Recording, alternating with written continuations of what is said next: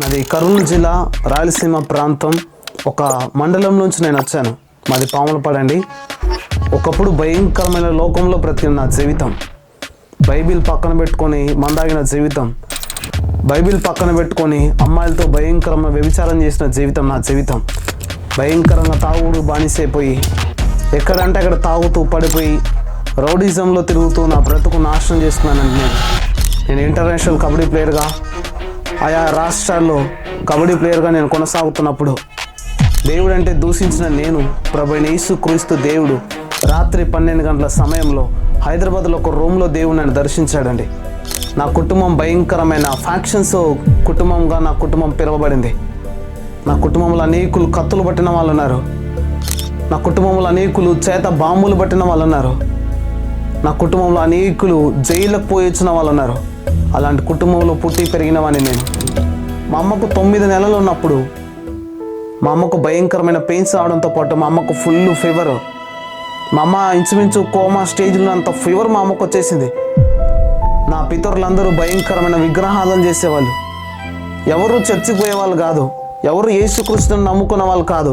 అందరూ విగ్రహారం చేసేవాళ్ళే, అందరూ దేవతలకు మొక్కేవాళ్ళే, అందరూ దేవతలకు నైవేద్యాలు పెట్టేవాళ్ళే, అందరూ ఎల్లమ్మ పుల్లమ్మ కుండలు మోసేవాళ్ళే. మా ఇంట్లో అందరూ ఎప్పుడూ గొడవలు ఉండేవి మా కుటుంబంలో.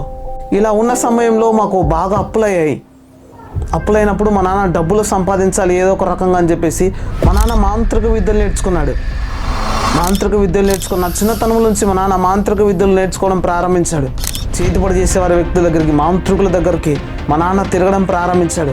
ఎలా దయ్యాలని ఆకర్షించాలి, ఎలా దయ్యాల్ని వశీకరణ చేసుకోవాలి, ఇవన్నీ ఆయన నేర్చుకున్నాడు. వచ్చిన తర్వాత ఆయన చేసిన చేతిపడి యొక్క ప్రభావము మా ఇంట్లో చాలా భయంకరంగా ఉండేది. తెలియని సౌండ్స్, తెలియని శబ్దాలు ఇంట్లో ఏంట్లో ఒకలాంటి ఏడుపులాగా మా కుటుంబంలో ఉండేవండి. ఆ ప్రభావం చాలా రోజుల వరకు అలానే ఉండేవి. రాత్రి నాకు అమ్మాయి కాల్ చేసి, నాకు నువ్వు గుర్తొస్తున్నావు, నేను ఉండలేకపోతున్నాను అని చెప్తే రాత్రికి ఉత్తరప్రదేశ్ నుంచి ఇంటికి రావడానికి ట్రై చేస్తున్నాను. నేను అంత పిచ్చిలో అంతగా బానిసైపోయిన అమ్మాయికి నేను. అమ్మాయి కొన్నిసార్లు గొడవ జరిగి కొన్నిసార్లు మాట్లాడకపోతే నా తలను గోడ గుద్దుకునేవాడిని, నా చేతులు నేనే కోసుకునేవాడిని. చిన్న చిన్న బ్లేడ్లు తీసుకొని ఒక తాడు తీసుకుని నా చేతులు 2 చేతులు కట్టేసి చెట్టు కట్టేశారండి.